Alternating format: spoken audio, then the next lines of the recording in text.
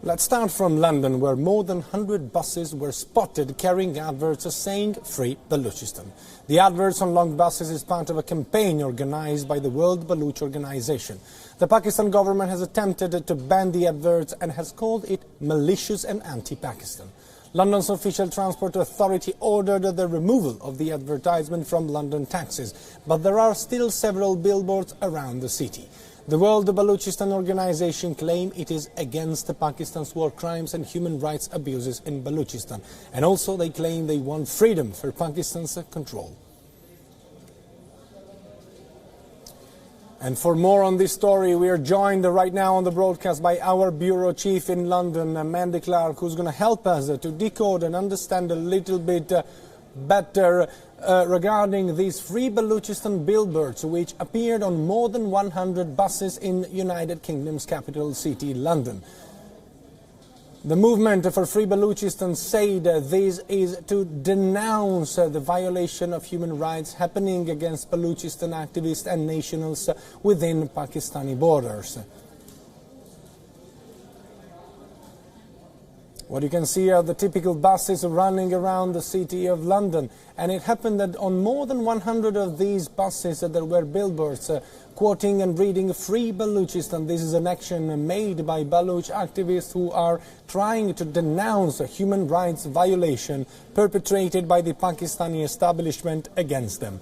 And they also say they would like it to be free from Pakistan's control. Obviously, Pakistan has immediately denounced this action as anti-Pakistan. Earlier, there were such adverts running all over taxis around the city of London, and they have been removed. But there are still several billboards around the city. The World Balochistan Organization claimed that this is an action against Pakistan's war crime and human rights abuses in Balochistan. And I'm joined on this story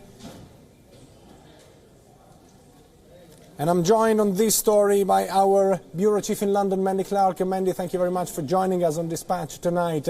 So it seems that the Free Balochistan movement is more and more active in the city of London. Is it a sort of headquarters for them?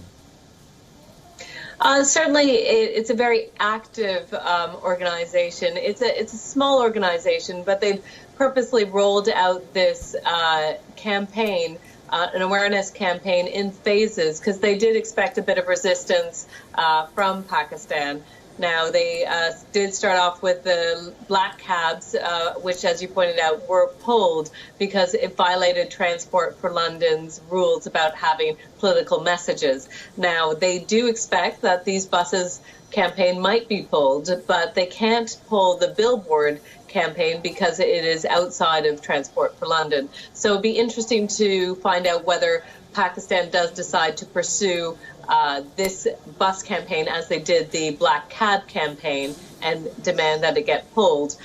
But certainly the World Baloch Organization said they're not going to be silenced. They will continue to peacefully and respectfully continue this campaign. And it's run by really well-known Baloch activists who have been campaigning for years on the issue. And Mandy, do they enjoy some sort of protection or lobby within the UK government? I mean, is there any official support by parliamentarians or member of the government?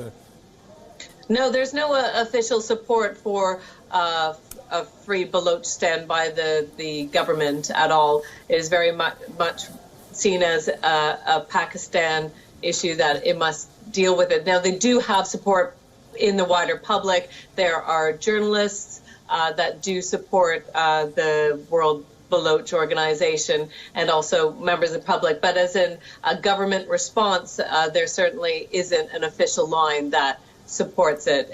But this campaign certainly has sparked a lot of tensions between Britain and Pakistan over it. World Baloch Organization maintains they have the right to freedom of expression and protest, and they aren't planning to stop.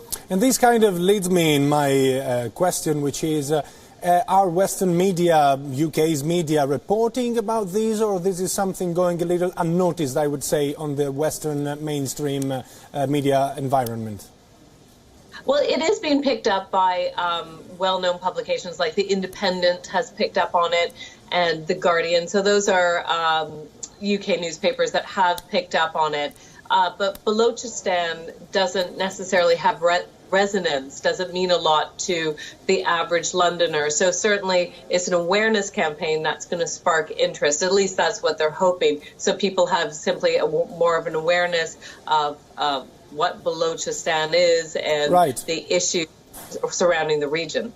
Thank you, Mandy. I request you to stay with us. We're also joined on the phone line by Mr. Nuruddin Mengal, who's a human rights campaigner. Thank you very much for joining us from London. And one question I have for you, could you please highlight us a bit about the battle that the Free Balochistan movement is fighting right now in UK?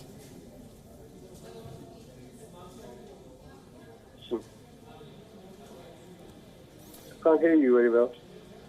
Okay, I'll repeat my question, no problem. Thank you very much, first of all, for joining us. And I would like to ask you if you can highlight, for the benefit of our viewers, if you can highlight the battle that the Free Balochistan movement is currently fighting.